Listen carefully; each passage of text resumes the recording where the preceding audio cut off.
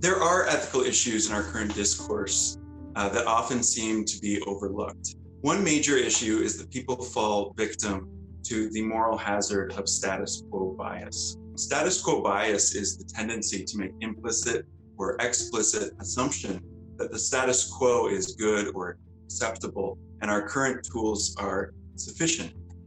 Change and innovation aren't necessary. We can viably choose to carry on the way that we've been doing. It discounts or ignores the costs associated with the current state of things in the cost-benefit analysis of all options, thereby deceptively granting the status quo greater apparent appeal. Beginning one's analysis with this assumption intact makes it appear that gene drive research can only constitute a risk. There are a few issues in the gene drive technology space that have received quite a bit of attention. They've dominated the discourse, and I'm talking here about consent, community engagement, transparency, governance, and of course, risk and benefit. And these issues, it's not surprising that they've taken on more attention than, say, other issues that we can consider, simply because of where the technology is at in its development. It's new, and there are some uncertainties still that need to be worked out, and it's still fairly early in its development innovation life cycle, so that the focus on risks and benefits and how we might seek consent for its application and use are obviously the focal point. So we must begin our assessment of whether to conduct gene drive research from an acceptance that the status quo is harmful and unsustainable, that a novel path forward is necessary.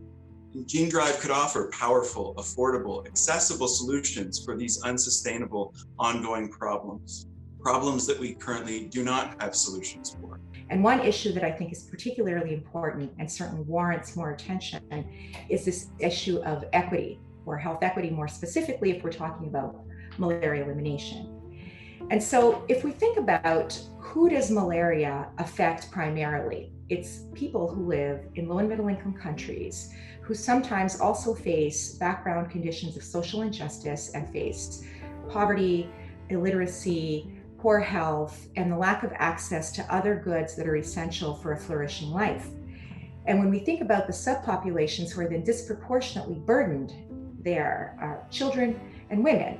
In the malaria elimination and conservation use cases, we must count not only the risks of exploring the technology, but also the real, present, and ongoing harms inherent in our status quo. Examples of the ongoing harms inherent in our status quo are the hundreds of thousands of human deaths caused by malaria alone, and as well as other vector diseases, millions suffering from insect-borne illness. And in terms of the conservation side, there are thousands of lost species and subsequent catastrophically disequilibrated ecosystems.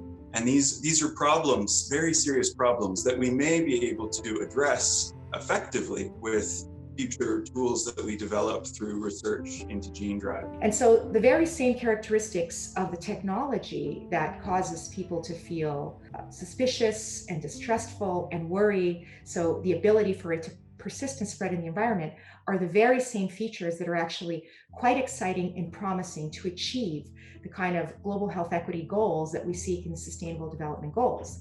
And so I'm hopeful that if we continue to move along our current trajectory, pursuing gene drive technology research in a safe and responsible manner, that one day we may be able to have an effective tool, and we may be able to say of the mosquito that it is no longer the deadliest animal on the planet, but rather it is, the ultimate public health equity tool.